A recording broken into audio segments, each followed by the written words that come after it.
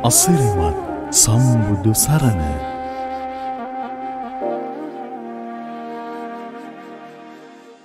නමස්කාර වේවා බුදුරුවනට සැමදා බුදු හිමි සරණ යමි. නමස්කාර වේවා ධම්රුවනට සැමදා සදහම් සරණ යමි. නමස්කාර වේවා සංඝරුවනට සැමදා මහා සංඝ සරණ යමි. නමස්කාර වේවා තුනුරුවනට සැමදා තිසරණ සරණ යමි. සාදු සාදු සාදු. අපගේ පරම පූජනීය ගුරු දේවෝත්තම කල්යාණ මිත්‍ර පින්වත් ලොකු ස්වාමීන් වහන්සේට නමස්කාර වේවා. නිදුක් නිරෝගී දීර්ඝායුෂ සම්පන්නිය සැලසේවා. සාදු සාදු සාදු. ශ්‍රද්ධාවන්ත පින්වත්නි, අසිරිමත් සම්බුදු සරණ උතුම් දහම් වැඩසටහන තුළින් ඔබ තමන්ගේ ජීවිතයට විශාල යහපතක් සිද්ධ කරගත්තා මේ ධර්ම දේශනා ශ්‍රවණය කරලා. පින්වතුනි, අදත් ඔබට විශේෂ බුදු ගුණ 5ක් කියලා දෙනවා. ඉතින් ඒ නිසා එයත් කන් යොමු කරගෙන ශ්‍රවණය කරන්න ඕන. අද අසිරිමත් සම්බුදු සරණ දහම් වැඩසටහන සඳහා දායකත්වයේ දරන්නේ අනුරාධපුරයේ පදිංචිව සිටින පින්වත් ලක්මිනී මදුකා, තනුජා සඳමාලි, ඒ වගේම රාජාංගනයේ පදිංචිව සිටින පින්වත් අමිල සංජීව, ලක්මාලි මදුසිකා, HD රම්මියලතා, විමල් කරුණාතිලක, ඥානවති නිහරේපොළ මහත්මීන් ඇතුළු මාතලේ පදිංචිව සිටින පින්වත් කරුණා සමරනායක, සුරංග කුරුප්වාරච්චි, පියුමිකා රත්නායක යන මහත්මීන් විසින් තමයි අද දවසේ ධර්ම දායකත්වයේ සපයන්නේ. ඉතින් බුදු ගුණයක් තමන් මුල් වෙලා අන් අයට අහන්න සලස්වනවා කියන්නේ ඒක ඔබ ධර්ම දානයේ කොටස්කරුවන් බවට පත්වීමක්. අප්‍රමාණ සතුටටපත් වෙන්න. ඉතින් පින්වත්නි, අද දේශනාව ටිකක් දීර්ඝයි. නමුත් හෝරාවක් ඇතුළත මේ කතා කළ යුතුයි. හේතුව අපි මේන් ඉස්මතු කරනවා බුදුරජාණන් වහන්සේගේ අසිරිමත් සම්බුදු ගුණ. මේ දේශනාවේ නම මහා සකුළුදායි සූත්‍රය. සකුළුදායි පිරිවැජයට තමයි බුදුරජාණන් වහන්සේ වදාළේ. මේ දේශනාව කරන කාලේ භාග්‍යවතුන් වහන්සේ වැඩ සිටියේ රජගහ නුවර වේළුවනාරාමේ. ඒ දවස්වල බොහෝ ප්‍රසිද්ධ වූ, වඩාත් ප්‍රසිද්ධ වූ පිරිවැජියන් මෝර නිවාපනං වූ පිරිවැජි ආරාමේ වාසය කළා. කවුද? අන්නභාර, වරදර, සකුළුදායි ආදී බ්‍රාහ්මණයෝ. බුදුරජාණන් වහන්සේ දා පිණ්ඩපාතේ වැඩලා වෙලාව තියෙනවා තව පිණ්ඩපාතේ වඩින්ට හැක්. ඒ නිසා බුදුරජාණන් වහන්සේ එතකල් කියලා රජගහ නුවර පිඩුසිඟා වඩින්ට කලින් මෝර නිවාපය ඒ පිරිවැජියන්ගේ ආරාමයට ගොඩ වුණා. ගොඩ වෙනකොට අපේ සකුළුදායි පිරිවරාගෙන නානා කතාවන්ගෙන් යුක්තයි. මොනවද? ඉත්ති කතා, පුරිස කතා, යාන කතා, වත්තු කතා, රාජ කතා, චෝර කතා, භූත කතා, പ്രേත කතා මොනවද මේ දෙතිස් කතා. මේ දෙතිස් කතාවෙන් කල් ගෙවනවා. ඊට පස්සේ පිරිවැජියා දැක්කා ඈත තියාම භාග්‍යවතුන් වහන්සේ වඩිනවා. බුදුරජාණන් වහන්සේ දකින්නකොටම පින්වතුනි මේ පිරිවැජියෝ සලිත වෙලා යනවා. එතකොටම සකුළුදායි කිව්වා අනිත් අයට මේ නිහඬ වෙන්නilla. දැන් නම් කතා කරන්න එපා. ආන්න බලාපල්ලා ශ්‍රමණ බවක් ගෞතමයන් වහන්සේ එනවා. හරි නිහඬ කෙනෙක් ඔය. නිහඬ බවට ගරු කරනවා. නිසා අපි නිහඬ වෙන්නකොට උන්වහන්සේ මෙතෙන්ට වඩිනවා. ඉතින් අර විදියටම කට්ටිය ඔක්කොම නිහඬ වුණා. බුදුරජාණන් වහන්සේ වැඩියා. භාග්‍යතුන් වහන්සේට ආසනයක් පිළියෙල කළා. ඊට පස්සේ පිරිවැජියත් කුඩා ආසනයක් ගත්තා. දැන් මේ මම දැකලා තියෙනවා මේ සූත්‍ර දේශනා වල ඉතින් බුදුරජාණන් වහන්සේට අපහැදුන තවම පැහැදීමක් නැති අය පවා බුදුරජාණන් වහන්සේ ඉදිරියේ නම් පොඩි අසුනකමයි ඉඳගන්නේ. භාග්‍යතුන් වහන්සේ ඉදිරියේ උසක ඉඳලා බුදුරජාණන් වහන්සේට ඉහළින් කතා කරපු කෙනෙක් නැහැ. ඉතින් මේ පිරිවැජියත් පොඩි ආසනයක ඉඳගත්තා. ඉඳගෙන ඉන්නකොට බුදුරජාණන් වහන්සේ වදාලා මේ මං එන්න කලින් මොනවද ඔහෙලා කතා කළේ?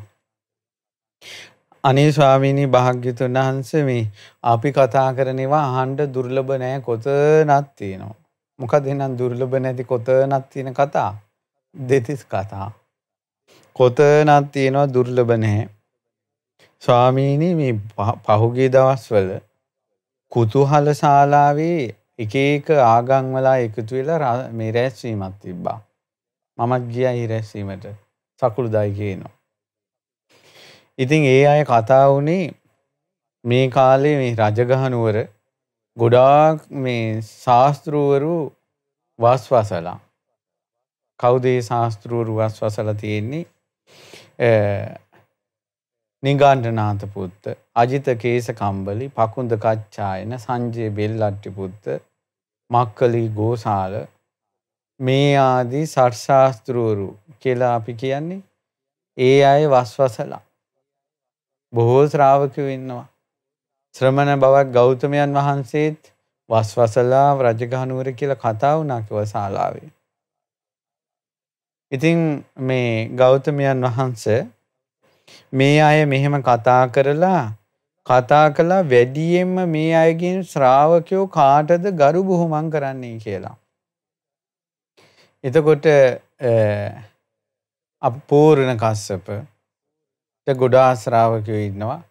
ඉතින් ඒ හිටියට ශ්‍රාවකයෝ පූර්ණ කස්සපට ගරු කරන්නේ සත්කාර කරන්නේ කිසි පිළිගැනීමක් නැහැ. හැබැයි ඉන්නවා යා පිටිපස්සෙන් වැටිලා. ඉතින් කතා වුණා එතන එක්කෙනෙක් දැක්කා කියලා මේ පූර්ණ කස්සපගෙන් එක්කෙනෙක් ප්‍රශ්නයක් අහන්න ගිහිල්ලා. එතකොට ඒ ප්‍රශ්නය අහනකොට එයාගේ ගෝලේ ඕකට මං උත්තර දෙන්නම් කියලා එයා කෑගැව්වා. ඊට පස්සේ ළඟ ඉන්න කෙනෙක් ඔහේ කොහෙද ඕකට උත්තර දෙන්නේ මං දෙන්නම් මේ පූර්ණ කස්සපටවත් බෑ ඕකට උත්තර දෙන්න කියලා මහා කාලගෝට්ටියක් ඇති වුණා. දැන් එක්කෙනෙක් ප්‍රශ්නයක් අහලා. ඊට පස්සේ ඒ ගෝලයෝ ටිකම ගහගන්න ගියා. ගහගන්න ගිහිල්ලා රණ්ඩු වෙලා ඒ අය කිව්වා මේ ඔහෙලා දන්නවද මේ ශාසනය? පූර්ණ කස්සපගේ ශාසනය. ඒක දන්නේ මම. එක්කෙනෙක් කිව්වා. එක්කෙනෙක් කිව්වා මේ ශාසනයේ පූර්ණ කස්සපටත් වැඩිය මම දන්නවා කියලා. මේ අය මෙහෙම කරගෙන අවසානයේ පූර්ණ කස්සප ඔළුවේ අත තියාගෙන කියලා තිනවා යකෝ කෑ ගහන්න නැතුව හිටපියව කියලා. ඒ පූර්ණ කස්සප එහෙම කෑ ගහද්දිමුත් එකෙක්වත් කට අරින්නේ නැහැ. ඊට පස්සේ මොකද කරන්නේ? මේ කට වහන්නේ. ඒ අය ඔක්කොම අවසානයේ කිව්වා ඔහේ කට වහගෙන ඉන්නවා කියලා පූර්ණ කස්සපගේ කට වැහුවා. ඉතින් පූර්ණ කස්සපට හැම තැනීම බැනුම් අහනවා වගේ ගෝලයන්ගෙනුත් ශ්‍රාවකයන්ගෙනුත් බැනුම් ඇහුවා. හැබැයි අර කට්ටිය වැටිගෙන ඉන්නවා යාගේ පිටිපස්සේ. ස්වාමීනි කුතුහල ශාලාවේ ඕන ඕක කතා වුණා. එතකොට එක්කෙනෙක් කිව්වා ඔය වැඩේමනේ අජිත කේස කම්බලීටත් උනේ. එයා අජිත කේස කම්බලී ඉන්න තැනට ගිහිල්ලා ප්‍රශ්නයක් අහනකොට ගෝලෝ ටික කිව්වලු අජිත කේස කම්බලිවත් දන්නේ නැහැ. ඔකට උත්තර දෙන්න මමයි දන්නේ. කියලා එතනක් කාරගෝට්ටියක්. මේ විදියට සත් ශාස්ත්‍රවරු ඒ කාලේ ගෝලයන්ගෙන් බැනුම් ඉඳලා තියෙන්නේ. කට අරින්න දීලා නැහැ. ඊට පස්සේ ඒ අයගේ ශ්‍රාවකයෝම රණ්ඩු වෙනවා. දැන් ඇත්තටම ඔය සත් ශාස්ත්‍රවරු මැරුණට පස්සේ එයාලගේ ගෝලියෝ හරියට රණ්ඩු වෙලා තියෙනවා. හරියට කෝලාහල ඇති කරගෙන තියෙනවා. හරියට වාද විවාද ඇති කරගෙන තියෙනවා. හරියට කණ්ඩායම් බෙදිලා ගිහිල්ලා තියෙනවා. ඉතින් බුදුරජාණන් වහන්සේ ඊට පස්සේ සකුළුදායි කියන ස්වාමීනි ඔය අතර එක්කෙනෙක් කිව්වා මේ ශ්‍රමණ බවක් ගෞතමයන් වහන්සේටත් විශාල ශ්‍රාවක පිරිසක් ඉන්නවා. ඉතින් ඒ වුණාට ශ්‍රමණ බවක් ගෞතමයන්ට නම් සියලුම දෙනා සත්කාර කරනවා ගරුකාර කරනවා. ස්වාමීනි දවසක් ඔය ඒ ශාලාවේ කෙනෙක් කිව්වා දවසක් භාග්‍යවතුන් වහන්සේ ධර්මයේ දේශනා කරන තැනකට ගිහිල්ලා එයාත් පිටිපස්සෙන් ඉඳලා එයා දැකලා මේ භික්ෂුන් වහන්සේ නමකට කිවිසුමක් යනවා. එතකොට ඒ ළඟ හිටපු මේ අනිත් භික්ෂුන් වහන්සේ ධන හිසෙන් තට්ටු කළා කියලා ආයස්මතුනි කෑ ගහන්න එපා ශාස්ත්‍රුන් වහන්සේ දහම් දේශනවා කියලා. භාග්‍යවතුන් වහන්සේ දහම් දේශනකොට සියලුම දෙනා නිහඬයි. බුදුරජාණන් වහන්සේ දහම් දේශනුට ඒ කාලේ ධර්මය අහගෙන ඉඳලා තියෙන්නේ නියඟින් ඉන්න පිරිසක් වැස්සක් බලාපොරොත්තුෙන් ඉන්නවා වගේ කියනවා මේ බුදුරජාණන් වහන්සේගෙන් බණපදයක් බලාපොරොත්තුෙන් ඉඳලා තියෙන ඒ කාලේ. දැන් සකුළුදායි කියනවා ස්වාමීනි හතරමං හන්දියක මිනිස්සු එකතු කරලා දඬුවැල් මී වදයක් ගෙනල්ලා. දඬුවල් බෑ මී වදයක්. ඒතර මම හිතන විදිහට මේ කියන ඒවත් එක්ක ඒ අතීතයේ විස්තරات එක මේ දඬුවැල් මී පැණි ඉතාමත් ප්‍රණීත ගණේ අතිශයින් ප්‍රණීත ගණේට තමයි තියෙන්නේ. ඉතින් ස්වාමීනි දඬුවල් මී පැණි ටිකක් ගෙනල්ලා හතරමං හන්දියක ඉඳලා කට්ටියට දෙනවා. දෙනකොට ඔක්කොම මටත් දෙන්න කියලා ඔක්කොම අර මට ලැබෙයි කියන බලාපොරොත්තුෙන් ඉන්නවනේ. ඒ වගේ බුදුරජාණන් වහන්සේ දහම් දේශනට ඔක්කොම බලාපොරොත්තුෙන් ඉන්නේ දැන් කුමක් කියයිද කියලා. කිවිසුන් හඬක් නැහැ. ඉතින් මේ වගේ දෙයක් ශ්‍රමණ බවක් ගෞතමයන් වහන්සේට ශ්‍රාවකයෝ මෙච්චර ගරු කරනවා සත්කාර කරනවා සම්මාන කරනවා කියලා කුතුහල ශාලාවේ කතා වුණා. ඉතින් එහෙම කියනකොට භාග්‍යවතුන් වහන්සේ අහනවා සකුළුදායි. උදායිට හිතෙන්නේ මොකද්ද? භාග්‍යවතුන් වහන්සේට මෙච්චර අන් අය ඊට පස්සේ ඒ අය කියනවා ස්වාමීනි භාග්‍යවතුන් වහන්සේ මේ තවත් දෙකක් කතා වුණා. ඒ තමයි මේ යම් සමහර සිද්ධි නිසා මේ භාග්‍යවතුන් වහන්සේගේ ශාසනය මහාන වෙච්ච අය සිවුරු ඇරලා යනවනේ. ඒ සිවුරු ඇරලා ගියාට පස්සේ ඒ අයත් කියනවා කියන්නේ බුදු ගුණමයි. ඒ අයත් දහම් ගුණ කියනවලු. ඒ අයත් සංඝ ගුණ කියනවලු. ඒ අයත් ඊට පස්සේ ඇවිල්ලා අනේ අපිටමයි වැරදුනේ අපිට මහානකම ඉන්න පින නෑනේ කියලා ආපහු ආරාම වලටම ඇවිල්ලා උපාසකයෝ විදියට පන්සිල් රකිමින් වත් පිළිවෙත් කර ඉන්නවලු. ඉතින් ඒ නිසා ඒ අය පවා සිවුරු ඇරපු අය පවා ශාස්ත්‍රඥ වහන්සේට ඒ විදියට ගරු කරනවා සත්කාර කරනවා සම්මාන කරනවා. මේක නම් මහා පුදුමයක් කියලයි මේ කියන්නේ කියලා. පින්වතුනි එහෙම දැන් අද කාලේ නන්නේ අද කාලේ සිවුරු ඇරලා ගියාම තමයි. ගිහලා පස්සේ කාලකාරංචි වෙන ඔන්න බොනවා. එක්ක රට ගියා. එක්ක මොකක් හරි එකක් ආරංචි වෙනවා. ඒ කාලේ එහෙම නැහැ. දැන් මම දැක්කා එක විස්තරයක් තියෙනවා එක්කෙනෙක් සිවුරු ඇරලා. ඒ කියන්නේ මොකක් හරි වෙලා මෙයා මහානකම ඉඳලා අවුරුදු 7ක් මහානකම ඉඳලා මොකක් හරි දෙයකට මෙයාට සිවුරු අරින්න වෙලා. එයා මොකද කළා තියෙන්නේ හරියට සංවේගයටපත් වෙලා සිවුරු අරින්න වීම ගැන. ඊට පස්සේ එයා මොකද කළා තියෙන්නේ ආරාමේ නැවතිලා විහෙර විහාර සුද්ධ කරගෙන ශාසනයට දිවි පුදලා වාසය කරලා. එයා මරණින් මත්තේ දෙව්ලොව ගියේ අපේ බුද්ධ ශාසනය වෙනකොටත් අතීතයේ වෙච්ච එකක්.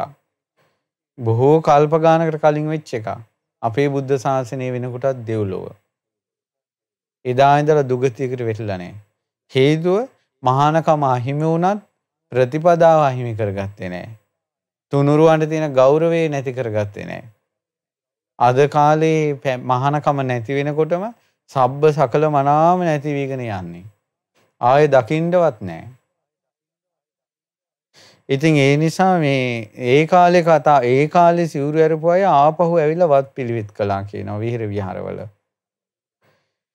ඊට පස්සේ ඉතින් මෙහෙමත් දකින්නකොට බුදුරජාණන් වහන්සේට කොච්චර ශ්‍රාවකයෝ ගරු කරනවද කියලා පුදුම පැහැදීමක් මේ ඇති වුණා කියලා මේ කතා වුණා කෝතුහල ශාලාවේ. එක මේ සභා රැස්වීම් තියෙන අපි කියන්නේ සම්මාන්තරණ ශාලා කියලා ඒ වගේ එකක් මේ. ඉතින් බුදුරජාණන් වහන්සේ අහනවා උදායි. උදායිට හිතෙන්නේ මොකද්ද? මෙච්චර ශ්‍රාවකයෝ තථාගතයන් වහන්සේට ගරු කරන්නේ ඇයි? උදායි කියනවා මට නම් හිතෙන්නේ ශ්‍රමණ බවක් ගෞතමයන් වහන්සේ අල්ප ආහාරයෙන් යැපෙන්නේ. ඒ නිසා අල්ප ආහාරයෙන් යැපෙනවා. ඒ ගැන වර්ණනා කරනවා. ඒ නිසා ශ්‍රාවකයෝ හරි කැමැති. දෙවෙනි එක කියනවා ශ්‍රමණ බවක් ගෞතමයන් වහන්සේ ලද දෙයින් සතුටු වෙනවා. ලද සිවුරෙන් සතුටු වෙනවා. ඒ ගැන වර්ණනා කරනවා. ඒකයි ওই ශ්‍රාවකයෝ හරි කැමැති. තුන්වෙනි එක කියනවා ශ්‍රමණ බවක් ගෞතමයන් වහන්සේ ලද දෙයින් සතුටු වෙනවා. ලද පිණ්ඩපාතයෙන් සතුටු වෙනවා. එතකොට ඒ ගැන වර්ණනා කරනවා. ඒකයි ශ්‍රාවකයෝ කැමැති. ඊළඟට කිව්වා ශ්‍රමණ බවක් ගෞතමයන් වහන්සේ ලද සෙනසුනින් කුටියෙන් සතුටු වෙනවා. ඒ ගැන වර්ණනා කරනවා. ඒකයි ශ්‍රාවකයෝ කැමති. ඊළඟට ශ්‍රමණ බවක් ගෞතමයන් වහන්සේ හුදකලා විවේකයේ වාසය කරන කෙනෙක්. ඒ ගැන වර්ණනා කරන කෙනෙක්. ඒකයි මේ ශ්‍රාවකයෝ උච්චරම කැමති කියලා මට හිතෙන්නේ කියලා කිව්වා. එතකොට එහෙනම් අන්‍ය ආගමික පිරිවැජියෙක් හිතලා තියෙන්නේ බුදුරජාණන් වහන්සේට මෙච්චර අනිත් අය කැමැති අල්ප ආහාර ගන්න එක නිසා, ඊළඟට ලද සිවුරෙන් සතුටු වෙන නිසා, ලද පිණ්ඩපාතයෙන් සතුටු වෙන නිසා, ලද සෙනසුනෙන් සතුටු වෙන නිසා, හුදකලාවේ ඉන්න නිසා කියලා ඔය කාරණා පහ නිසායි සතුටු වෙන්නේ කියලා මේ ශ්‍රාවකයෝ භාග්‍යවතුන් වහන්සේට ගරු කරන්නේ කියලා පිරිවැජ්ජියෙක් හිතලා තියෙන විදිය. බුදුරජාණන් වහන්සේ වදාළ උදායි. අල්ප ආහාරයෙන් මා යැපෙනවා කියන එකට පහදිනවා නම් උදායි මම සමහර දවස්වලට දානේ වළඳනවා මේ පහතරෙන් එකක් ගැට්ටේ ප්‍රමාණයට. මගේ ශ්‍රාවකයෝ ඉන්නවා දවසට බත් මිටක් වළඳලා. ඊළඟට බෙලිගෙඩි භාගයක් තරම් පොඩ්ඩක් ආහාර වළඳලා ජීවිතේ පවත්වාගෙන යන මගේ ශ්‍රාවකයෝ ඉන්නවා. ඒකට ඒ අය දැක්කොත් එහෙම අර පාත්‍රයෙන් එකක් මං වළඳනවා. එයාලගේ පැහැදීම නැති වෙනවනේ. ගරු කරන්නේ නැහනේ. සත්කාර සම්මාන කරන්නේ නැහනේ. ශාස්ත්‍ර ගෞරවය නැති වෙනවනේ කිව්වා. උදායි. දැන් ඔබ දැන් කිව්වනේ ලද සිවුරෙන් සතුටු වෙනවා කියලා. උදායි මගේ ශ්‍රාවකයෝ ඉන්නවා පාංශකුල සිවුරෙන් විතරයි සතුටු වෙන්නේ. කියන්නේ තැන් වල තියෙන රෙදි කෑල්ල එකතු කරලා සිවුර හදාගන්නේ. ඒ වුණාට උදායි මම ගෘහපති චීවර පාවිච්චි කරනවා. මිනිස්සු පූජා කරන සිවුරු මම පාවිච්චි කරනවා. ඒතකොට ලද සිවුරෙන් සතුටු වෙනවා කියලා එකට පැහැදෙනවා නම් අර පාංශකුල සිවුරේ අඳින අය මට අපහැදෙන්න ඉපැයි. ශාස්ත්‍ර ගෞරවය නැති වෙලා යන්න ඉපැයි. උදායි ලද පිණ්ඩපාතයෙන් යැපෙනවා කියන එකට සතුටු වෙනවා නම් මගේ ශ්‍රාවකයෝ ඉන්නවා. මගේ ශ්‍රාවකයෝ පිණ්ඩපාතිකාංගයේ සමාදන් වෙලා දුතාංග කිසිම ගෘහපති දානයක් පිළිගන්නේ මුළු ජීවිත කාලෙම පිණ්ඩපාතෙන් යැපෙන්නේ. ඒ වුණාට මං රජ ගෙදර දානෙට වඩිනවා, අසද්දෘස දානෙට වඩිනවා, මහා දාන වලට වඩිනවා, විසාකා ගෙදර දානෙට වඩිනවා, බිම්බිසාර රජුන් ගෙදර දානෙට වඩිනවා. ඒතර මම දාන වලට වඩිනවානේ. එතකොට අර මුළු ජීවිත කාලෙම පිණ්ඩපාතෙන් ඉන්න කෙනා අපහදින්න බෑ. සකුළුදායි. ඔබ හිතන්නේ මොකද්ද? මම ලද සෙනසුනෙන් සතුටු වෙනවා කියන එක විශ්වාස ඒකට නම් ශ්‍රාවකයෝ භාග්‍යතුන් වහන්සේට ගරු කරන්නේ. මගේ ශ්‍රාවකයෝ ඉන්නවා සෝසානිකාංගය. සෝහනේ ඉන්න දුතාංග සමාදන් වෙලා, ගස් යට ඉන්න දුතාංග සමාදන් වෙලා, අවකාශයේ ඉන්න දුතාංග සමාදන් වෙලා වාසය කරනවා. මම ගන්ධ කුටියේ වාසය කරනවා. ඊළඟට මණ්ඩපවල කුළු ගෙවල් වල මම වාසය කරනවා. එතකොට අර අය භාග්‍යතුන් වහන්සේ කුළු ගෙයක වාසය කළා කියලා අපහදින්න බෑ. ඕකට නෙවෙයි කිව්ව සකුළුදායි මේ ශ්‍රාවකයෝ ශාස්ත්‍රඥ වහන්සේට පැහැදිලා ඉන්නේ. ඈ සකුළුදායි හුදකලා විවේකයෙන් සිටිනවා කියලා මගේ ශ්‍රාවකයෝ ඉන්නවා මහා ගොඩක් වනාන්තරයේ ඇතුළෙමයි ඉන්නේ. දවස් 15කට සැරයක් පෝය කරන්න විතරක් සංඝයා මැදට ඇවිල්ලා පෝය කරලා ආපහු වනේට යනවා. එහෙම ඉන්න ශ්‍රාවකයෝ ඉන්නවා. ඉතින් මම භික්ෂු භික්ෂුණී උපාසක උපාසිකා රාජ මිනිස් කියන සියලුම රාජ මහා මාත්‍යවරු පිරිවරාගෙන මම දහම් දේශනවා. ඉතින් එහෙනම් කැලේ ඇතුළෙම ඉන්න භික්ෂුව අපහදින්න ඉපැයි. සකුළුදායි. ඕවට නෙවෙයි කිව්ව ශ්‍රාවකයෝ බුදුරජාණන් වහන්සේට පැහැදිලා ඉන්නේ. සකුළුදායි වෙන කාරණා පහක් තියෙනවා. ශ්‍රාවකයෝ තථාගතයන් වහන්සේට පහදින අන්න බුදු ගුණ. කුමක්ද සකුළුදායි ඒ ගුණ පහ? උතුම් සීලස්කන්ධයකින් යුතුයි. චූල සීල, මජ්ක්‍ධිම සීල, අධි සීල. මහා සීල ආදි වශයෙන් බුදුරජාණන් වහන්සේ තරම් සීල් පුරණ කෙනෙක්. බුදුරජාණන් වහන්සේ තරම් සීලය තියෙන කෙනෙක්. පරම පවිත්‍ර වූ සීලස්කන්ධයක් තියෙන උත්තමෙක්. තවත් බුදු කෙනෙක් හැරනම් ලෝකේ නැහැ. ඒ නිසා බුදුරජාණන් වහන්සේගේ මහා සීලස්කන්ධයට උතුම් සීලස්කන්ධයට අපේ ශාස්ත්‍රඥ වහන්සේ පරම පවිත්‍ර සීලස්කන්ධයකින් යුතුයි කියලා ශ්‍රාවකයෝ ශාස්ත්‍රඥ වහන්සේට ගරු කරනවා, සත්කාර කරනවා, සම්මාන කරනවා. ඊට පස්සේ බුදුරජාණන් වහන්සේ කෙරෙහි ශාස්ත්‍රු ගෞරවයෙන් යුක්තයි. පළවෙනි එක. දෙවෙනි එක තමයි බුදුරජාණන් වහන්සේට ඊතා සුන්දර ඥාන දර්ශනයක් තියෙනවා කියලා ශ්‍රාවකයෝ පහදිනවා. ශ්‍රාවකයෝ දන්නවා භාග්‍යතුන් වහන්සේ දැනගෙනමයි දන්නවා කියන්නේ. දැකලාමයි දකින්නවා කියන්නේ. ශාස්ත්‍රඥ වහන්සේ දහම් දෙසන්නේ ප්‍රාතිහාර්ය සහිතව, හේතු සහිතව, ඒ වගේම අවබෝධයෙන් යුතුව බුදුරජාණන් වහන්සේ දහම් දෙසන්නේ. ඒ නිසා දැනගෙන දැකලාමයි දහම් දෙසන්නේ, අවබෝධයෙන්මයි දහම් දෙසන්නේ කියලා බුදුරජාණන් වහන්සේගේ ඊතා සුන්දර ඥාන දර්ශනයට ශ්‍රාවකයෝ පැහැදිලා ඉන්නවා. ශාස්ත්‍රු ගෞරවයෙන් පැහැදිලා ඉන්නවා. එහෙනම් ශ්‍රාවකයෝ අපි බුදුරජාණන් වහන්සේගේ සීලය ගැන අප්‍රමාණ පැහැදීමක් තියෙන්න ඕන. බුදුරජාණන් වහන්සේගේ ඥාන දර්ශනය, අවබෝධය, දේශනා කරන දේවල් ගැන ලොකු පැහැදීමක් තියෙන්න ඕන. බුදුරජාණන් වහන්සේ යමක් දන්නවා, දකින්නවා කිව්වොත් ඒක ඒකාන්තයෙන් දැනගෙන දැකලාමයි දේශනා කරන්නේ. ලෝකේ හට ගැනීම අග්ගඤ්ඤ සූත්‍රය, ලෝකේ නැතිවීම සත්ත්වසූරියුග්ගමන සූත්‍රය මේ කල්පේ. ඒතර බුදුරජාණන් වහන්සේ ඒවත් නිරය ගැන දේශනා කරපු ඒවා, දිව්‍ය ලෝක ගැන දේශනා කරපු ඒවා, බ්‍රහ්ම ලෝක ගැන දේශනා කරපු ඒවා, කුසල් අකුසල් ගැන දේශනා කරපු ඒවත් දැනගෙන දැකලාමයි දේශනා කරන්නේ. සැකයක් නැහැ, අනුමාන කළා වෙන්නයි ඔය කියන්නේ කියලා හිතෙන්නේ නැහැ ශ්‍රාවකයෙකුට. ඥාන දර්ශනයේට බුදුරජාණන් වහන්සේගේ අවබෝධයට පැහැදිලා ඉන්නේ. පළවෙනි කාරණේ සීලස්කන්ධයට, දෙවෙනි එක ඥාන දර්ශනයට, තුන්වෙනි කාරණාව තමයි භාග්‍යතුන් වහන්සේගේ අධි ප්‍රඥාවට පැහැදිලා ඉන්නේ. බුදුරජාණන් වහන්සේ වාද හට ගන්නවා නම් හට ගන්න හේතුත් දන්නවා. ඊළඟට බුදුරජාණන් වහන්සේ වාදයක් හටගත්තාට පස්සේ ඒ වාදය නිෂ්ප්‍රභා කරනවා කියන එකත් කරනවා. ඒතර භාග්‍යතුන් වහන්සේ මේ ලෝකේ වාද විවාද හට ගන්න හැටි, නැති වෙන හැටි හැම දෙයක්ම දන්නවා නම් මේ ලෝකේ සියලුම අරුබුද ලියන විදිහ ගැන දන්නවා නම් ඒක ඒකාන්තයෙන් සිද්ධ වෙන එකක් නම් වෙන විදියකින් සිද්ධ වෙන්නේ නැත්තම් ඉතින් අහනවා මේ ගැන ශ්‍රාවකයෝ දන්නවා නම් බුදුරජාණන් වහන්සේ දහම් දෙසද්දී මැදින් කතාවක් දායිද කියලා අහනවා. මැදින් ඒකට පැනලා එයාගේ කතාව දායිද අහනවා. බුදුරජාණන් වහන්සේගේ අවබෝධය ගැන පැහැදීමක් තියෙනවා නම්. ඇයි බුදුරජාණන් වහන්සේට තියෙන ප්‍රඥාස්කන්ධය, බුදුරජාණන් වහන්සේගේ ඥානෙ, බුදුරජාණන් වහන්සේට අවබෝධ වෙච්ච ධර්ම ධාතුව,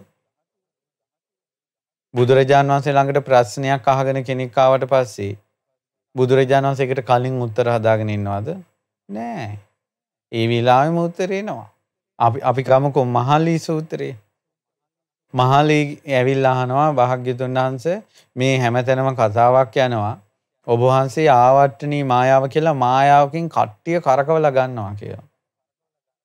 ඒක මේ ඇත්ත කාරණාවද අපි කැමති නෑ. මේ අපිත් ඔය එක එක්කාගේ බොරු අහන්න කැමති නෑ. නමුත් ඇත්ත දැනගන්න කැමතියි. ඊට පස්සේ බුදුරජාණන් වහන්සේ වදාලා මහලී මම ප්‍රශ්නයක් අහන්නම්. මේ සත්වයාගේ හිතේ උපදින ලෝභය සත්වයාගේ හිතේ උපදින ලෝභය යාට යහපත පිණිස පවතිනවද අයහපත පිණිස පවතිනවද? ස්වාමීනි අයහපත පිණිස පවතින්නේ. ඉතින් යම්කිසි කෙනෙක් මේ ලෝභය දුරු කිරීම පිණිස දහම් දේශනා කරනවා. එයා යහපතක්ද කරන්නේ යහපතක්ද? යහපත. යම්කිසි කෙනෙක් මේ ලෝභය මැඩ පවත්වා මැඩගෙන මේ කෙලෙස් දුරු කරනවා. ධර්මයේ හැසිරෙනවා. එයාගේ වැඩපිළිවෙල යහපත්ද අයහපත්? මේ යහපත්. ද්වේෂය, මෝහය මේ විදිහට විස්තර කළා කෙලෙස් ගැන. මේ විදිහට දේශනා කරනකොට අර මහලී කියනවා ස්වාමීනි මේ ඊටාම සුන්දරයි මේ ධර්මයේ. දැන් මෙයා පැහැදෙනවා. බුදුරජාණන් වහන්සේ වදාලා පොඩ්ඩක් ඉන්න. මං ඔබට කිව්වද මට පැහැදෙන්න? ඊට පස්සේ කිව්වා නෑ. ඉතින් එහෙනම් ධර්මයේ බුදුරජාණන් වහන්සේ දේශනා කරද්දී ධර්මයට ශ්‍රාවකයෝ පහදිද්දි කවුරු හරි කිව්වොත් ආවට්ටනී මායාවට කැරකිලා එනවා කියලා ඒක හරිද කියලා ඇහුවා. දැක්කද පළවෙනියට අහපු ප්‍රශ්නෙට උත්තරේ ලැබිච්ච තැන. ස්වාමීනි වැරදි. මා ඒ නිසා ඒ අභූතෙන් චෝදනා කරනවා. හැබැයි කියනවා ස්වාමීනි මේ අකුසල් ප්‍රහාණය කරන කුසල් උපද්දවන එකට නම් මේ කට්ටිය මේ ආවට්ටනී මායාව කියලා කියන්නේ මාගේ ඥාතීන්ද මාගේ මිත්‍රයෝද අමිත්‍රයෝද ඥාතීන්ද සියලු දෙනා මේ ආවට්ටනී මායාවට කැරකිලා ඉත්වා කියලා කියනවා. එච්චර යහපතක් කියලා. බුදුරජාණන් වහන්සේ ආවට්ටනී මායාව කියන වචනේ පාවිච්චි කරන්නේ. කියනවා මේ අකුසල් දුරු කරන කුසල් උපදවන වැඩපිළිවෙලට සියලු දෙනා පැමිණෙත්වා කියලා බුදුරජාණන් වහන්සේ දේශනා කරනවා. ඒ වගේ තව කෙනෙක් ඇවිල්ලා අහනවා භාග්‍යවතුන් වහන්සේ මායාකාරීද්ද? ඊපස්සේ බුදුරජාණන් වහන්සේ ඇහුවා මේ ඔයා මේ රටේ ලෝකේ වෙන හොරමැරකම් දන්නවද කියලා. ඒවා දන්නවා කිව්වා. ඒවා දැනගත්තා කියලා ඔයා හොරෙද්ද කියලා. ඒවා නෑ කිව්වා. ඒ වගේ මේ ලෝකේ යන්තාක් මායාවල් තියනවාද? ඒවා මම දන්නවා කිව්වා. හැබැයි මම මායාකාරයෙක් නෙවෙයි. ඉවරයි ප්‍රශ්නේ එහෙම විසඳුණා. පුදුම සහගතයි. දීගෙන කැවිලා අහනවා මං කිසිම දෘෂ්ටියකට කැමති නෑ. බුදුරජාණන් වහන්සේ වදාලා කිසිම දෘෂ්ටියකට කැමති නෑ කියන දෘෂ්ටියට කැමති නේද? අනේ ස්වාමීනි කියලා ඉඳගත්තා. ධර්ම දේශනා කළා. අධි ප්‍රඥාව. ඉතින් ඒ අධි ප්‍රඥාවෙන් දහම් දෙසද්දී කවුරුවත් මේ ඇඳට පැනලා ආය කවුරුත් කතා කරන්න යන්නේ නැහැ බුදු කෙනෙක් ළඟ. ඊට පස්සේ බුදුරජාණන් වහන්සේ දේශනා කරනවා මම ශ්‍රාවකයන්ගෙන් උපදෙස් ගන්න යන්නේ නැහැ කිව්වා. සියලු ශ්‍රාවකයෝ ශාස්ත්‍රුන් වහන්සේගෙන් උපදෙස් ගන්නවා කිව්වා. ඉතින් ඒ නිසා සියලු ශ්‍රාවකයෝ ශාස්ත්‍රුන් වහන්සේට ශාස්ත්‍රු ගෞරවයෙන් වාසය කරනවා කියනවා. පුදුම සාගතයි. ඊට පස්සේ බුදුරජාණන් වහන්සේ දේශනා කරනවා ඔය තමයි තුන්වෙනි කාරණාව. පළවෙනි කාරණාව මොකද්ද? උතුම් සීලස්කන්ධය. දෙවෙනි එක ඥාන දර්ශනය. ඥාන දර්ශනයේ තමයි සියලු ඥාන අයිති වෙන්නේ. කියන්නේ චුතූපාත ඥානෙ, පුබ්බේ නිවාසානුස්මති ඥානය. ඒවා ඥාන දර්ශන. ඊළඟට දිබ්බ චක්කු, දිබ්බ සෝත, පරචිත්ත විඥානය. ඒවා ඥාන දර්ශන. එතකොට ඒකට පහදිනවා දෙවෙනි එක. තුන්වෙනි එක තමයි අධි ප්‍රඥාවට. ඒ කියන්නේ බුදු කෙනෙකුට විතරක් පැහැදිලි. බුදු කෙනෙකුට විතරක්ම තියෙන ප්‍රඥාව තියෙනවා. බුදුරජාණන් වහන්සේගේ අධි ප්‍රඥාව කියන එකට සබ්බඤ්ඤෝත ඥානය කියලා කිව්වත් වැරදි නෑ. සියල්ල අවබෝධ කරගත්ත ඥානය. අනාවරණ ඥානය, ආශයානුසේ ඥානය, සඩ සාධාරණ මේ සියල්ල එකතු වෙච්ච ඥානයක් තියෙන භාග්‍යතුන් වහන්සේට. එතකොට බුදුරජාණන් වහන්සේ අධි ප්‍රඥාවෙන් යුක්තයි කියලා තුන්වෙනි කාරණාව. හතරවෙනි කාරණාව බුදුරජාණන් වහන්සේ චතුරාරි සත්‍ය විමසාගෙන එන අයට චතුරාර්ය සත්‍ය ගැන කියලා දෙනවා. යාළ ඒකෙන් සතුටු වෙනවා. ඒ නිසා ශ්‍රාවකයෝ සියලු දෙනා බුදුරජාණන් වහන්සේට පැහැදිලා ඉන්නේ. දුකෙන් පීඩිත වෙලා දුකෙන් පීඩාවටපත් වෙලා බුදුරජාණන් වහන්සේ ළඟට එනවා දුක ගැන අහගෙන. බුදුරජාණන් වහන්සේ විග්‍රහ කර කර දෙනවා දුක ගැන. ඒ කහන ශ්‍රාවකයා එයින් සතුටටපත් වෙනවා. තේරුම් ගන්නවා. ආන්න ශ්‍රාවකයෝ පහදිනවා. සත්කාර කරනවා, ගරු කරනවා. දුකේ හට ගැනීමෙන් තෘෂ්ණාවෙන් පීඩා විඳින සත්වෝ බුදුරජාණන් වහන්සේ ළඟට ඇවිල්ලා දුකේ හට ගැනීම ගැන අහනවා. බුදුරජාණන් වහන්සේ දුකේ හට ගැනීම ගැන විස්තර කර දෙනවා. එයා ඒකෙන් සතුටටපත් වෙනවා. එයාට ඒක වැටහෙනවා. ඊළඟට දුක්ඛ නිරෝධයෙන් නිවනක් සොයාගෙන යන අය බුදුරජාණන් වහන්සේ ළඟට එනවා. බුදුරජාණන් වහන්සේ නිවනක් ගැන කියලා දෙනවා ඒ අයට. ඒ අය ගොඩාක් සතුටටපත් වෙනවා. ඊළඟට බුදුරජාණන් වහන්සේ ළඟට එනවා නිවන් දකින මාර්ගයක් සොයාගෙන. ඒ අයට බුදුරජාණන් වහන්සේ නිර්වාණ මාර්ගය කියලා දෙනවා. දුක් නිරුද්ධ කරන මාර්ගය. ආර්ය අෂ්ටාංග මාර්ගය කියලා දෙනවා. ඒක යාට තේරෙනවා, වැටහෙනවා, පහදිනවා. බුදුරජාණන් වහන්සේ චතුරාරි සත්‍ය දේශනා කරමින් අන් අයගේ සිත් ගන්නා නිසා සියලු ශ්‍රාවකයෝ ශාස්ත්‍රඥ වහන්සේට ගරු කරනවා. ඇත්තටම භාග්‍යතුන් වහන්සේ නොසිටින්න නම් දැන් මේ පහුගිය කාලේ ඇතිවෙච්ච මේ කොරෝනා මේ අරුබුදේ නිසා අපිට වචනින් පසක් වුණානේ. භාග්‍යතුන් වහන්සේ වදාළ දේ සත්‍යයි. මේකට නේද බුදුරජාණන් වහන්සේ දුකයි කිව්වේ. බුදුරජාණන් වහන්සේ මේකට නේද අනිත්‍යයි කිව්වේ. බුදුරජාණන් වහන්සේ මේකට නේද සංස්කාරය අනිත්‍යයි කිව්වේ.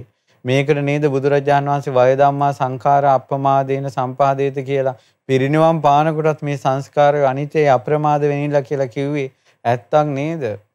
බාහිර කිසිම දෙයකින් පිළිසරණක් නැහැ කියලා භාග්‍යතුන් වහන්සේ වදාළ දේ සත්‍යයි නේද කියලා තමන් මෝන දෙන ප්‍රශ්නත් එක්ක සත්‍යම ප්‍රකට වෙන්න ගන්නවා. එතකොට එයාට බුදුරජාණන් වහන්සේගේ ධර්මයේ ගැන පැහැදීමක් එනවා. එතකොට ඒ ධර්මයෙන් අහන එක්කෙනා පැහැදෙනවා. එතකොට චතුරාර්ය සත්‍ය ධර්ම දේශනාවෙන් අන් අයගේ සිත ගන්නා හේයින් ශ්‍රාවකයෝ බුදුරජාණන් වහන්සේට අතිශයින් ගරු කරනවා, සත්කාර කරනවා, සම්මාන කරනවා, ශාස්ත්‍රු ගෞරවයෙන් යුක්ත වෙනවා. මේ හතරවෙනි කාරණාව. පළවෙනි කාරණාව උතුම් සීලස්කන්ධය. දෙවෙනි එක භාග්‍යතුන් වහන්සේගේ සුන්දර ඥාන දර්ශනය. තුන්වෙනි කාරණාව භාග්‍යතුන් වහන්සේගේ අධි ප්‍රඥාව. හතරවෙනි කාරණාව බුදුරජාණන් වහන්සේ චතුරාර්ය සත්‍ය ධර්මයේ දේශනා කරමින් අන් අයගේ සිත ගන්නවා. ඒ අය සියලු දෙනා සතුටු වෙනවා. ඒ චතුරාර්ය සත්‍ය දේශනාවට. ඊළඟට පස්වෙනි කාරණාව තමයි බුදුරජාණන් වහන්සේ ශ්‍රාවකයන්ට වැඩපිළිවෙලක් කියලා දීලා තියෙනවා. ඒ ශ්‍රාවකයෝ වැඩපිළිවෙල පිළිපදිනවා. පිළිපැදලා අරහත්ත්වයටපත් වෙනවා. ඉතින් බුදුරජාණන් වහන්සේගෙන් නම් ක්‍රමයෙන් අහගත්තේ. බුදුරජාණන් වහන්සේගෙන් නම් ඒ ක්‍රමය අහගෙන පුරුදු කළා Tamanට නිකලෙසුනි. මේ ශ්‍රාවකයෝ ශාස්ත්‍රඥ වහන්සේට ගරු කරන්නේ නැද්ද? වඳින්නේ නැද්ද? පුදන්නේ නැද්ද? සත්කාර සම්මාන කරන්නේ නැද්ද? ශාස්ත්‍ර ගෞරවයෙන් යුක්ත වෙන්නේ නැද්ද? යුක්ත වෙනවා. හේතුව වැඩපිළිවෙලක් කියලා දුන්න භාග්‍යතුන් වහන්සේ. බුදුරජාණන් වහන්සේ වදාලා මාගේ ශ්‍රාවකයන්ට ශාස්ත්‍රුන් වහන්සේ විදිහට දහම් දේශනා කරන සතර සතිපට්ඨානය. කායානුපස්සනාව, වේදනානුපස්සනාව, චිත්තානුපස්සනාව, ධම්මානුපස්සනාව. මේ සතර සතිපට්ඨානය එයයි පුරුදු කරනවා. පුරුදු කරලා පාරමිතාවක් වගේ පුරුදු කරලා අරහත්ත්වයටපත් වෙනවා. ඉතින් ඒ ශ්‍රාවකයෝ බුදුරජාණන් වහන්සේට ගරු කරනවානේ, සත්කාර කරනවානේ. ඊළඟ බුදුරජාණන් වහන්සේ ශ්‍රාවකයන්ට කියලා දෙනවා සතර සම්‍යක් ප්‍රධාන වීරිය. නූපං අකුසල් නීපද වීම පිණිස චන්දං ජනේති වායමති විරියං ආරභති චිත්තං පග්ගණ්ණාති පදහති. කැමැත්ත ඇති කරනවා, වීරිය ආරම්භ කරනවා, උත්සාහ කරනවා, සිත දැඩි කරගන්නවා, මේ වීරිය කරනවා. නූපං අකුසල් නෝපදවීම පිණිස, උපං අකුසල් ප්‍රහාණය කිරීම පිණිස, නූපං කුසල් ඉපදවීම පිණිස, උපං කුසල් මුලා නොවීම පිණිස චන්දං ජනේති කැමැත්ත ඇති කරගන්නවා, වායමති වෑයම් කරනවා, විරියං ආරභති වීරිය ආරම්භ කරනවා. චිත්තම් පග්ගණ්ණාති පදහති සිත දැඩි කරගෙන ඉන්නවා ආපහු වීරියත් නොහැරෙන විදිහට. ඉතින් මේක පුරුදු කරනවා ශ්‍රාවකයෝ. පාරමිතාවක් වගේ පුරුදු කරලා අරහත්ත්වයටපත් වෙනවා. දැන් ශාස්ත්‍රුන් වහන්සේට ගරු කරන්නේ නැද්ද? සත්කාර සම්මාන කරන්නේ නැද්ද? ඊළඟට බුදුරජාණන් වහන්සේ ශ්‍රාවකයන්ට කියලා දෙනවා සතර 이르දි පහද. ඡන්ද චිත්ත වීරිය විමර්ශා කියන.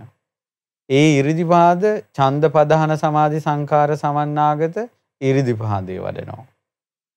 එතකොට ඒ විදිහට පදහන සංකාර සමන්නාගත 이르දි පහදේ මනාව වඩනකොට මේ 이르දි පාද හතර එයාගේ හිත නිකලෙස් වෙනවා. ඉතින් ශාස්ත්‍රුන් වහන්සේට ගරු කරන්නේ නැද්ද? ඊළඟට බුදුරජාණන් වහන්සේ මේ වැඩපිළිවෙලක් කියලා දෙනවා පංච ඉන්ද්‍රිය සද්ධා විරිය සති සමාධි ප්‍රඥා. බුදුරජාණන් වහන්සේගේ මේ වැඩපිළිවෙලෙනුත් කෙනෙක් හොඳට පුරුදු කරලා නිකලෙස් වෙනවා. ඉතින් ශාස්ත්‍රුන් වහන්සේට ගරු කරනවා. ඊළඟට බුදුරජාණන් වහන්සේ වැඩපිළිවෙලක් කියලා දෙනවා පංච බල සද්ධා විරිය සති සමාධි ප්‍රඥා. තුර සද්ධා බලය විරිය බලය සති බලය ඊළඟට සමාධි බලය ප්‍රඥා බලය. එතකොට මේ බල තුලින් එයා නිකලෙස් වෙනවා. ඉතින් ශාස්ත්‍රුන් වහන්සේට ගරු කරනවා නෙමෙයි. ඊට පස්සේ බුදුරජාණන් වහන්සේ දේශනා කළා ඊළඟට ශ්‍රාවකයා සත්ත්ව බොජ්ජංග වඩනවා. ධම්මවිචය සම්බොජ්ජංගේ වඩනවා. විවේක නිශ්චිතං විරාග නිශ්චිතං නිරෝධ නිශ්චිතං වොස්සග්ග පරිණාමී විවේකයෙන් යුතුව නොයල්මෙන් යුතුව ඊළඟට කෙලෙස් දුරු කිරීමෙන් යුතුව නිවනට බර වෙලා මේ ධම්මවිචය මේ සති බොජ්ජංගේ වටිනවා. ඊළඟට සිහිය ධම්මවිචය වීරිය ප්‍රීතිය පස්සද්ධිය සමාධිය උපේක්ෂාව මේ බොජ්ජංග ධර්මය වඩනවා. එතකොට මේ ධර්මය වඩලා මනාව වඩලා යාගේ හිත නිකලෙස් වෙනවා. එතකොට එයා ශාස්ත්‍රුන් වහන්සේට ගරු කරන්නේ නැද්ද? ඊළඟට බුදුරජාණන් වහන්සේ දේශනා කළා එයා වඩනවා ආර්ය අෂ්ටාංගික මාර්ගය. බුදුරජාණන් වහන්සේ කියලා දෙන වැඩපිළිවෙළවල් මේවා. සම්මා දිට්ඨි, සම්මා සංකප්ප, සම්මා වාචා, සම්මා කම්මන්ත, සම්මා ආජීව, සම්මා වායාම, සම්මා සති, සම්මා සමාධි. එතකොට මේ ආර්ය අෂ්ටාංග මාර්ගයේ මනාව ප්‍රගුණ කරනකොට, පාරමිතාවක්සේ ප්‍රගුණ කරනකොට එයාගේ හිත නිකලෙස් වෙලා යනවා. ඉදොරේ නිකලෙස් වූ රහතන් වහන්සේ ශාස්ත්‍රුන් වහන්සේට වඳින්න පුදාන්නේ ගරු කරන්නේ නැද්ද? ඊළඟට බුදුරජාණන් වහන්සේ දේශනා කළ දස කසින මොනවද ඒවා? පඨවි කසිනේ, ආපෝ කසිනේ, තේජෝ කසිනේ, ඊළඟට නීල, පීත, ඕදාත, ලෝහිත, ආකාශ, විඥාන වගේ දස කසින තියෙනවා. ඒ දස කසිනත් මාවතක්. දැන් අද කාලේ කසින වඩනවා කියන එක ඉතාමත් දුර්ලභ, ඉතාමත් කලාතුරකින් වගේ තමයි සිද්ධ වෙන්නේ. එතකොට ඒකත් මාවතක්. ඒ කියනොත් නිකලෙස් වෙලා තියෙනවා. ඊළඟට බුදුරජාණන් වහන්සේ ධ්‍යාන 4 දේශනා කරනවා. පළවෙනි ධ්‍යානෙට ඇති වුණාට පස්සේ පින්වතුනි පළවෙනි ධ්‍යානයේ කෙනෙක් හොඳට බණ භාවනා සමාධිය භාවනා කරගෙන යනකොට හිත හොඳට ප්‍රමෝදය ඇති වෙලා ඒකත් තුලින් භාවනා කරගෙන යනකොට ප්‍රීතිය උපදිනවා. ප්‍රීතියෙන් කය ගොඩාක් සැහැල්ලු වෙනවා. සැහැල්ලු වෙනකොට සැපයක් ඇති වෙනවා. ඒ සැපයත් එක්කම හිත ගොඩාක් සමාධිමත් වෙලා යනවා. එතකොට කාම අරමුණු ආදී නීවරණ බැහැර වෙලා විවිච්ඡේව කාමේ විවිච්ඡ අකුසලේ ධම්මේ ඊළඟට අර භාවනා අරමුණ හිතනවා කියන එක තියෙනවා. විතක්ක නැවත නැවත හිතනවා කියන එක තියෙනවා. විචාර ප්‍රීතිය තියෙනවා. ඊළඟට සැපේ තියෙනවා. හිත ඒකඟ බව තියෙනවා. එතකොට මේ සමාධියෙන් ඉන්න කෙනාට ඒ ප්‍රීතියෙන් ඇඟ සීතල වෙලා යනවා. එයාගේ ප්‍රීතිය මුළු ශරීරේ පුරාම පැතිරිලා යනවා. රෝම කූපේ පවා ප්‍රීතිය පැතිරිලා තියෙනවා. ඒතර බුදුරජාණන් වහන්සේ වදාළ එක උපමාවකින් කිව්වොත් නාන සුණු හදා ගන්නකොට ඒ කාලේ තියෙන පිටි වර්ගයක්. ඒකට වතුර ඉහලා ගුලි කරගන්නවා සබන් කැටිය වගේ. ඒතකොට ඒක වතුර ඉහි ඒක ගුලි කරගන්නකොට ඒකේ එකම නාන සුණු අංශුවක්වත් නැහැ තෙත් නොවිච්ච. ඔක්කොම තෙත් වෙලා තියෙනවා. ආන්න ඒ වගේ තමයි ප්‍රීතියෙන් තෙත් වෙනවා. ප්‍රීතියෙන් තෙත් වෙනවා. එතකොට බුදුරජාණන් වහන්සේ වදාළ ඕන්න ශ්‍රාවකයා මේ වැඩ පිළිවෙලෙන් ওই පළවෙනි ධ්‍යානෙ උපද්දව ගන්නවා. ඊළඟට ශ්‍රාවකයා උපද්දව ගන්නවා දෙවෙනි ධ්‍යානෙ. එතකොට මේ අවිතක්කං අවිචාරං විතක්ක ਵਿਚාර නැතුව සමාධි දැන් මේ පීතිසුඛ සමාධියෙන් හටගත්ත සැපේ ඇති මේ දෙවෙනි ධ්‍යානෙ වාසය කරනවා. එතකොට ඒ දෙවෙනි ධ්‍යානෙ තුලම තියෙනවා එයාට අර සමාධියෙන් උපදුන මේ සැපය ප්‍රීතිය. එතකොට ඒක හරියට ඒ සමාධියෙන්ම මෙයා තෙත් වෙවි ඉන්නවා. හොඳට කය සීතල වෙලා තෙත් වෙලා සමාධිය හොඳට පැතිරිලා ගිහිල්ලා. ඇතුළෙන්ම උපදින සමාධිය තුලින්මයි උපදින්නේ. එතකොට බුදුරජාණන් වහන්සේ දේශනා කරනවා ඒ භික්ෂුවට කයම සමාධියෙන් හටගත්ත ප්‍රීති සුඛයෙන් හොඳට තෙත් වෙලා තියෙන්නේ. මුලින්මනින්ම තෙත් වෙලා. එයින්ම පුරවනවා. පිරිපුන්ව පුරවනවා. ඔහුගේ සියලු කයෙහි සමාධියෙන් හටගත්ත ප්‍රීති සුඛේ ස්පර්ශ නොකළ තැනක් නැහැ කියලා වදාළා. ඒක හරියට මේ වගේ දියවුල්පතක් තියෙනවා. පිටින් වතුර එන්නේත් නැහැ. වැස්ස එන්නේත් නැහැ. ඇතුලේ උල්පත් තියෙනවා. එතකොට ඇතුලේ ඉල්පත් වලින්ම සීතල වෙවි තියෙනවා. ඒ වගේ කියනවා මේ දෙවෙනි ධ්‍යානය. ඊළඟට තුන්වෙනි ධ්‍යානෙ උපද්දවගෙන වාසය කරනවා. ප්‍රීතියට නොඇලුන ප්‍රීතියාච විරාගා උපේක්ඛෝච විහෙරති. සතෝච සම්පජාන සුඛංච කායන පරිසංවේදී. සීනුවණින් යුතුව මේ ප්‍රීතිය නොයල්මින් ප්‍රීතිය නොයලී ගිහිල්ලා ප්‍රීතියට හිත යන්නේ නැතුව ඊළඟට හොඳ සැපයෙන් වාසය කරනවා. ඒතර මෙයාගේ මුළු ශාරීරිය පුරාම ඒ නොයලුන ප්‍රීතියෙන් යුක්තව සැපයෙන් තෙත් වෙවි තියෙනවා. හොඳට මුළු ශරීරය පුරාම සැපේ පැතිරිලා තියෙනවා. ගොඩාක් සැපේ පැතිරිලා තියෙනවා. ඒක හරියට මේ වගේ. ඕන නෙළුමක් වතුර ඇතුලේ හැදෙනවා. ඒතකොට මේ නෙළුම හැදෙන්නේත් වතුර ඇතුලේ. මතු වෙන්නේත් වතුරෙන්. උඩට එන්නේත් වතුරෙන්. ඒක හැදිලා තියෙන්නේත් වතුරේ. ඒතකොට මේ නෙළුම් ගහේ පහළ ඉඳලා උඩ දක්වාම සීතලයි. ඒ වගේ හොඳට මේ සැපයෙන් තෙත් වෙලා තියෙන්නේ මෙයාගේ ශරීරය. ඊළඟට බුදුරජාණන් වහන්සේ දේශනා කරනවා දැන් ඒක බුදුරජාණන් වහන්සේ දේශනා කරනවා පාරිශුද්ධ වූ ප්‍රභාස්වර සිතින් පතුරුවාගෙන වාසය කරනවා කියලා. එතකොට මේ නෙළුම් දණ්ඩේ පහළ ඉඳලා උඩටම යනකල් තෙත් වෙලා තියෙනවා. ආන් මේ වගේ තමයි ප්‍රීතියෙන් තොර වූ සැපය ප්‍රීතියට නොයන සැපයෙන් යුතුව හොඳට සැපයෙන්ම තෙත් වෙවි තියෙන තුන්වෙනි ධ්‍යානයේ ස්වභාවය. ඊළඟට පින්වතුනි හතරවෙනි ධ්‍යානෙ උපේක්ෂාව තමයි සම්පූර්ණයෙන් හතරවෙනි ධ්‍යානෙ පුරාම පැතිරිලා තියෙන්නේ. සුදු රෙද්දකින් මිනිසෙක් සම්පූර්ණයෙන් වැහුවට පස්සේ සම්පූර්ණයෙන් මෙයා සුදු රෙද්දෙන් වැහිලා. ඒ වගේ තමයි කියනවා උපේක්ෂාවෙන් එයා සම්පූර්ණයෙන් වැහිලා ඉන්නේ. හතරවෙනි ධ්‍යානෙ.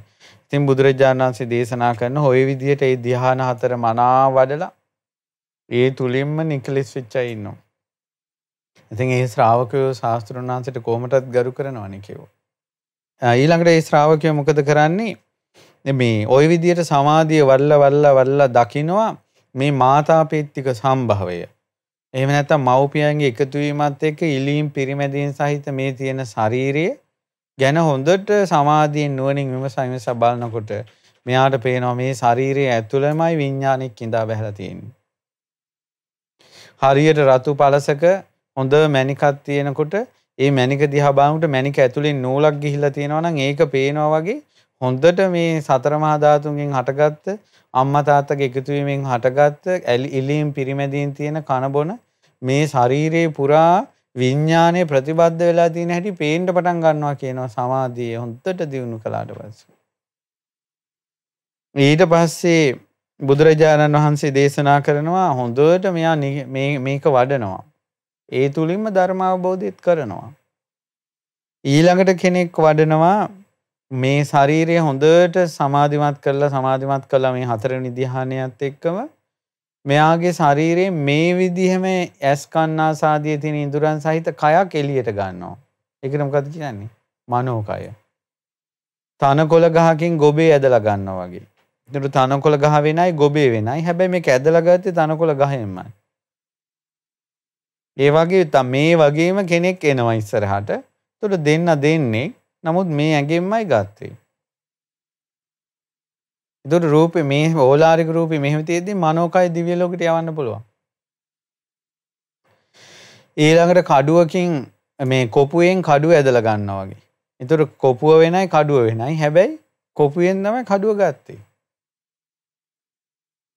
ඊට පස්සේ නයි පෙට්ටියෙන් නයෙක් එළියට ගත්තා වගේ. ඒතර නයි පෙට්ටිය වෙනයි නයා වෙනයි. හැබැයි අර නයි පෙට්ටියෙන්මයි ගත්තේ. ඒ වගේ තමයි මේ වගේ ශරීරයක්ම ගන්න පුළුවන් සමාධියෙන් මනෝකය එළියට දෙකම එක වගේ. නමුත් මේ ශරීරයෙන් තමයි ගන්නෙ. මනෝකයෙන් ඕලාරික ඇඟ ගන්නෑ. ඕලාරික ඇඟෙන් මනෝකය ගන්නෙ.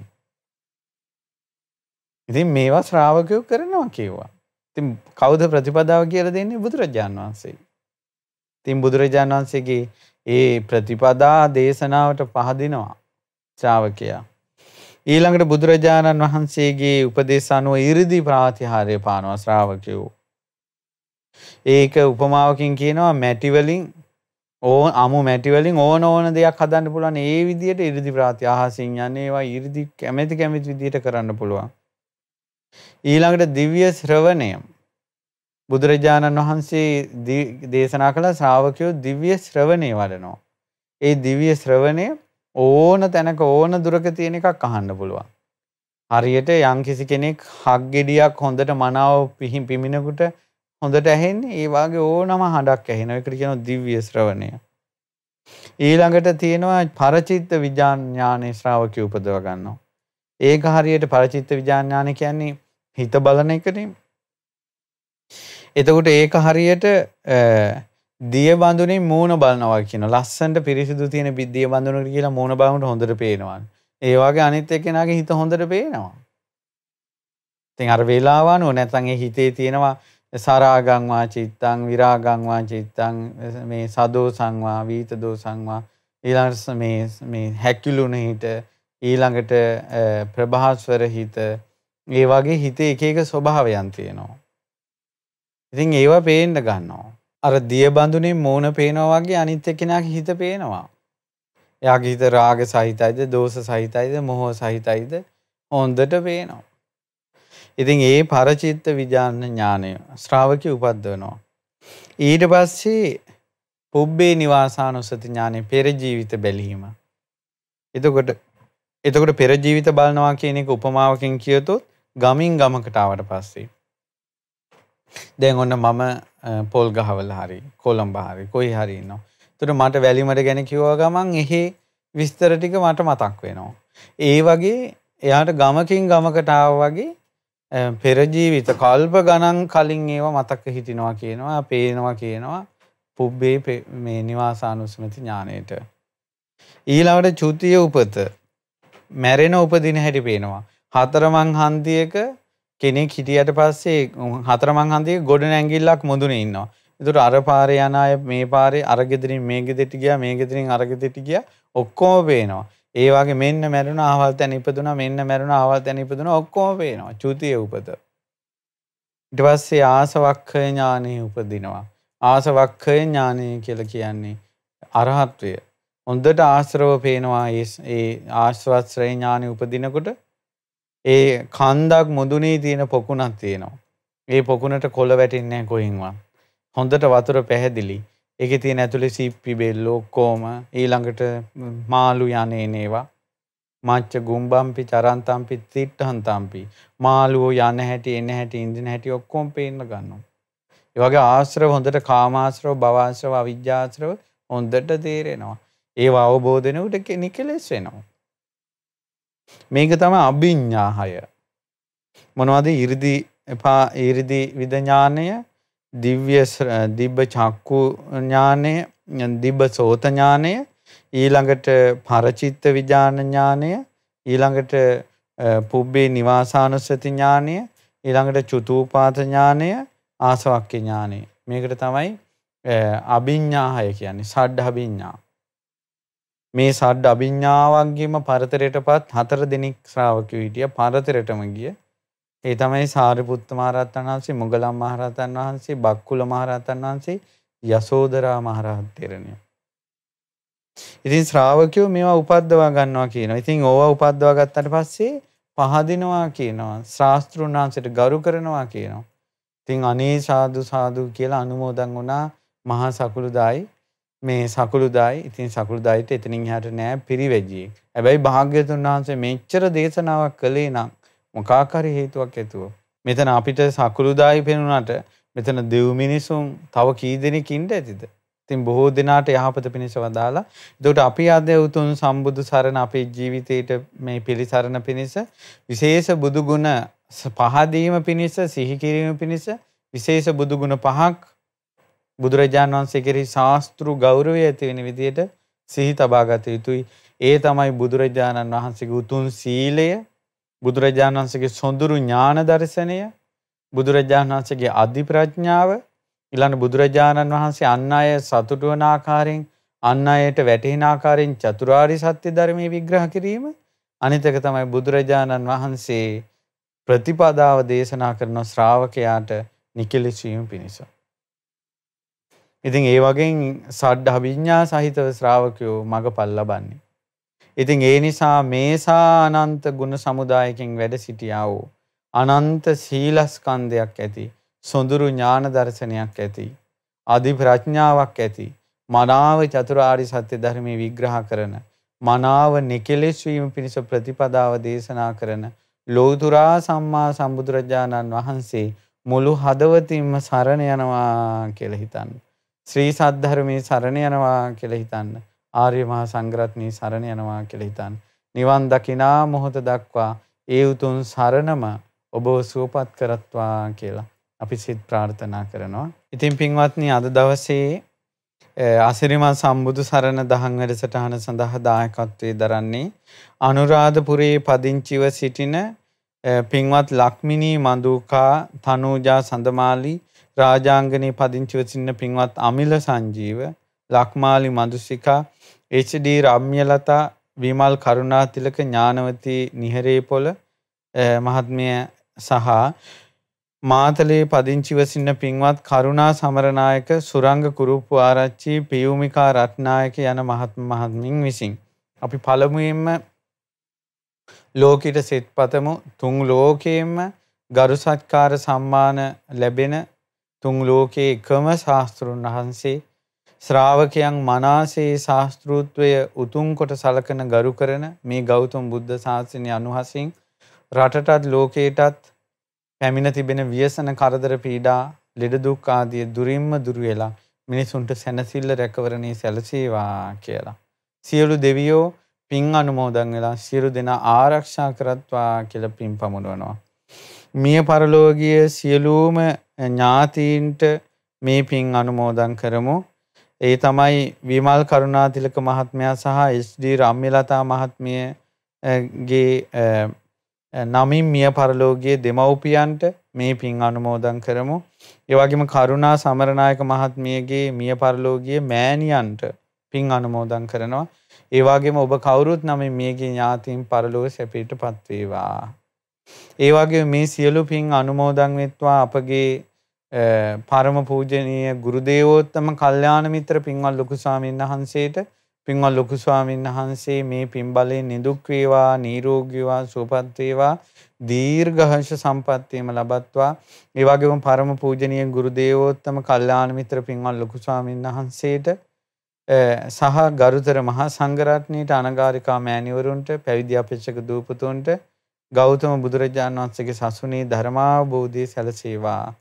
ඒ වගේම අනුරාධපුරයේ සිට සම්බන්ධ වෙන මේ පින්කමට ලක්මිනී මඳුකා, තනූජා සඳමාලි, ඒ වගේ රාජාංගනයේ සිට පින්වත් අමිල සංජීව, ලක්මාලි මදුසිකා, ඒ වගේම එච්.ඩී. රම්‍යලතා, විමල් කරුණාතිලක, ඥානවති නිහරේපොළ, වගේ මාතලේ සිට කරුණා සමරනායක, සුරංග කුරුප්පුආරච්චි, පියුමිකා රත්නායක යන මහත්මීන් අද විශාල පිනක් බුදුරජාණන් වහන්සේගේ විශේෂ ගුණ කඳක් ලෝකයට කියන්ට මූලික වෙලා ඔබ බොහෝ පින් රැස් කරගත්තා. බුදුරජාණන් වහන්සේගේ උතුම් සීලය, බුදුරජාණන් වහන්සේගේ සොඳුරු ඥාන දර්ශනය, බුදුරජාණන් වහන්සේගේ අධි ප්‍රඥාව, බුදුරජාණන් වහන්සේගේ චතුරාර්ය සත්‍ය ධර්ම විග්‍රහය, බුදුරජාණන් වහන්සේ නිකලෙස් වීම පිණිස තියෙන වැඩපිළිවෙල දේශනා කළා. එයින් ශ්‍රාවකයෝ බොහෝ භාග්‍යවතුන් වහන්සේට ගරු කරනවා, සත්කාර කරනවා, සම්මාන කරනවා, යටහත් පහත් වෙනවා, ශාස්ත්‍ර ගෞරවයෙන් යුක්තයි.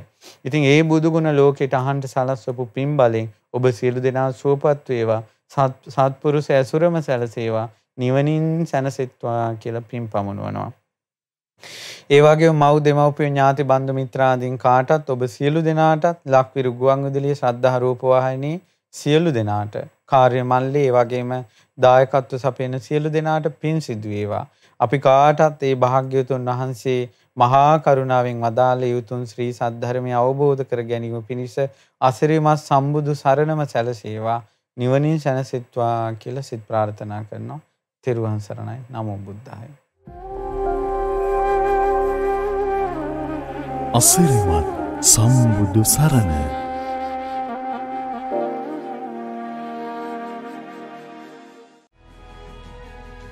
මෙවැනි වටිනා ධර්මදේශනා නැරඹීමට ශ්‍රද්ධා YouTube චැනලය සබ්ස්ක්‍රයිබ් කර සීනුව ලකුණ ඔබන්න.